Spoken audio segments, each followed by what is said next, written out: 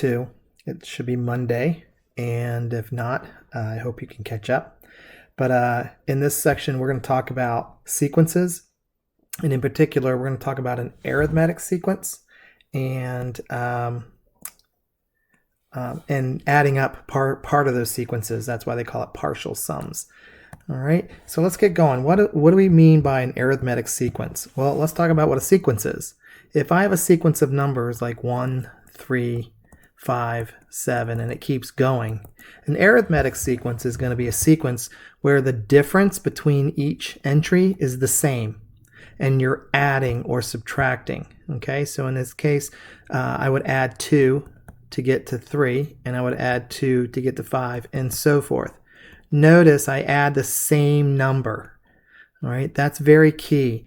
If it starts changing, the difference is different between each one, then it's not an arithmetic sequence. Anyway, we call this number 2 here the difference, or the D. Okay, let's look at another sample here. If I had 2, 4, 8, 16, is this an arithmetic sequence? Well, notice the difference between 2 and 4 is 2. But look at the difference between 4 and 8. It's 4. They're not the same. So this is not an arithmetic sequence. Okay? All right, let's keep going. Now, remember, we're learning this thing called subscripts. So that would mean the first term. That would mean the second term. All right, and we now know that D is the difference, okay, between two numbers. And so here's some examples here. We have 7, 11, 15, and 9. All right, we're going to show you how to come up with this 4n plus 3 in a minute. But these are some samples here. Okay. All right, here we go. The nth term of an arithmetic sequence. Now we have this thing here, a sub n is dn plus c. So we'll look at that, but I'm going to show you kind of a better way to do that. All right, and that is, let's go down to here. Actually, we'll just start up here and just do one and take our time. All right, so we have a sub n is equal to dn plus c. Well, we know what the d is. That's the difference.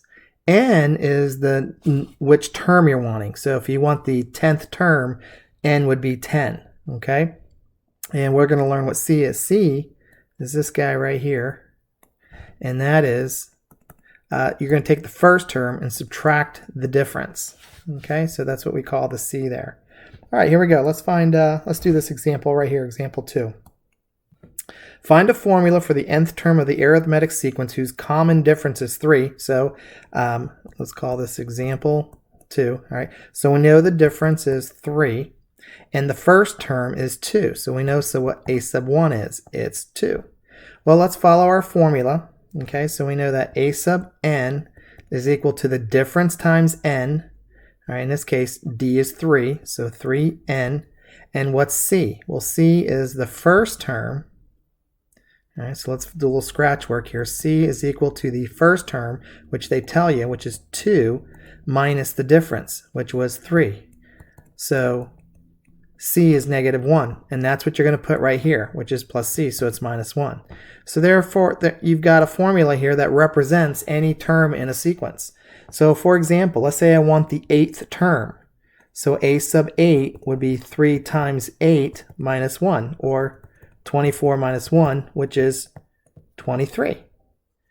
Okay, let's do one more here. Let's do one that we can list out by hand. So we're going to jump to the 4th term. That would be 3 times 4, minus 1.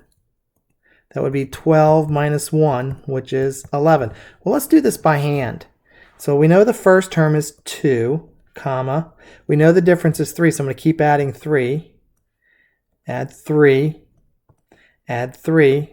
And there you go. See? The 4th term, we learned what a sub 4 was 11. 1, 2, 3, 4. Okay? So we did it the long way. Or we have a little formula here that explicitly gives us what the 4th term is. Okay? Using some of these formulas. All right, let's keep going. And you can read through some of these examples here and see what they're doing here. Now this one's a little different. This one tells you the 4th term and the 13th term. So we know a sub 4 is, that is 20, and we know the 13th term, That's 65. Well, what we got to do here is we got to relate the two. Okay, so we know that by a little common sense that a sub 13 is going to be a sub 4 plus, now what's the difference between 13 and 4? 9. And so if you take 9 times the differences, all right, the differences between each number, then we're just going to do 9d. Okay, and that works for any sequence. Okay, let's go back to our little example here.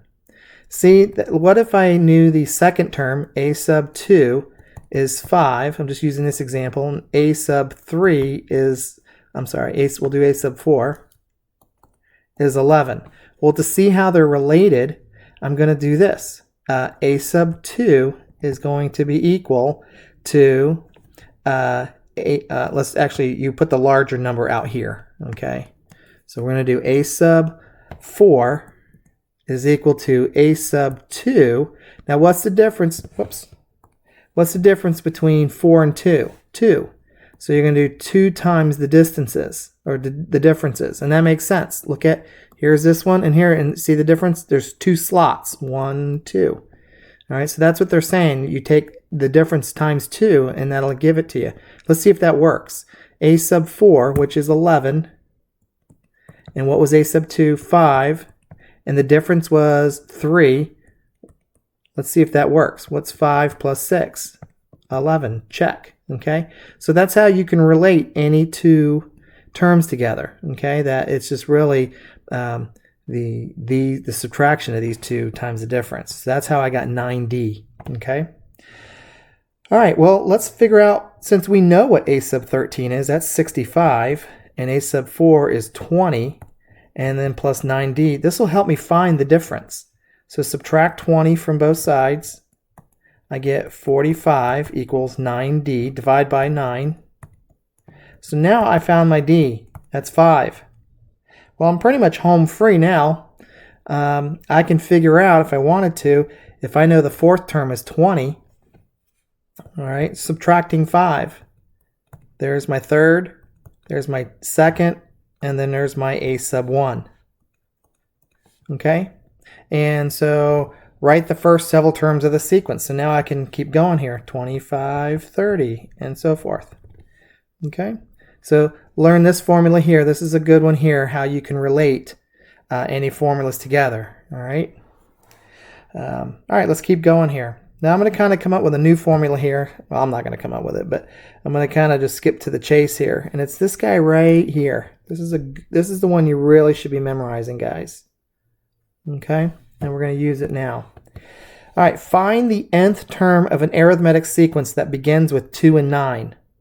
Well, the reason they told you that is because if you know a sub 1 is 2 and a sub 2 is 9, from this you know a sub 1. And now you can find the difference. What's the difference between 9 and 2? 7. So now we know the difference in a sub 1. Now watch, this formula comes in handy. This one right here. Okay, so a sub n is equal to the first term, a sub 1, plus n minus 1, we don't care what n is, and then times the d, which is 7. Okay, we'll clean this up.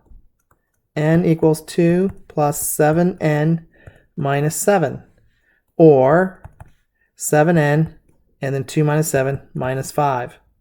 And so now you've got a formula that'll tell you, any term in the sequence. So if I know a1 is 2 and a2 is 9, I could say, hey, what's a sub 20?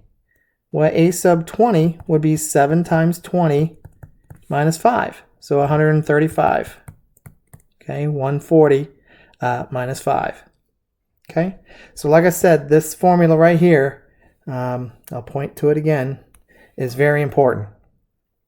All right, now we're going to add up parts of a sequence. And remember, I kind of hinted at this formula. I think I told you something in class. This guy named Carl Friedrich Gauss here, a teacher, made him add up the numbers between 1 and 100, and he did it really quick in a few moments, and this is what he did.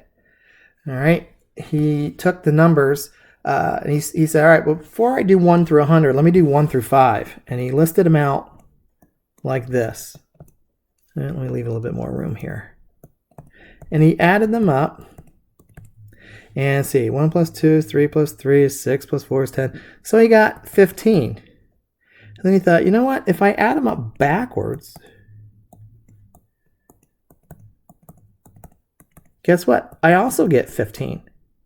Then he realized that if he would add up each column here, he'd get the same number.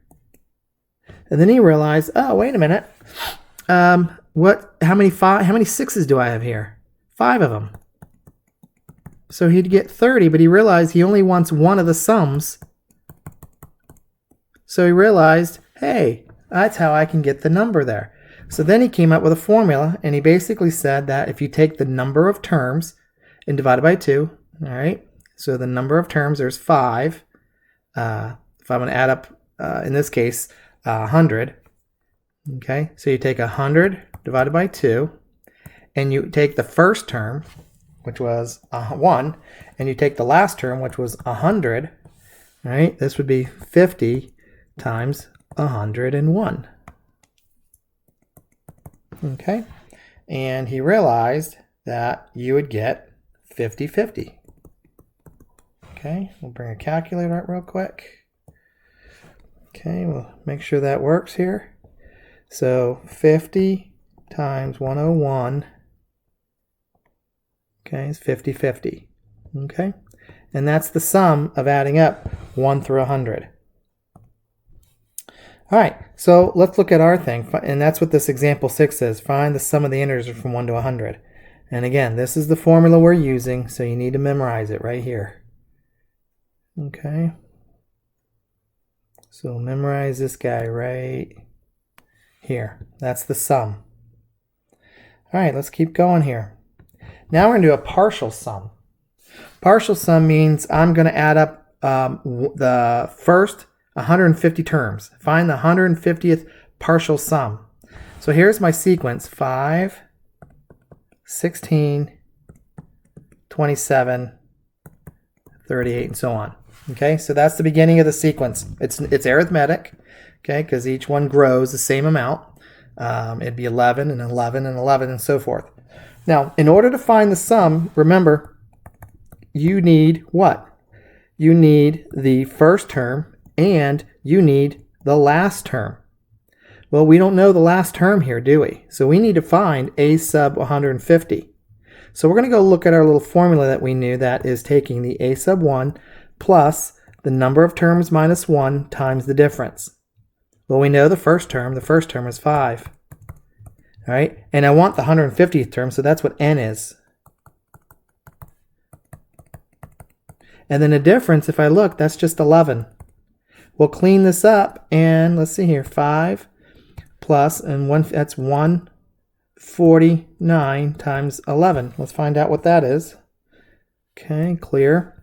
So 149 times 11, and then plus 5. So we got 1644. All right, let's close that out.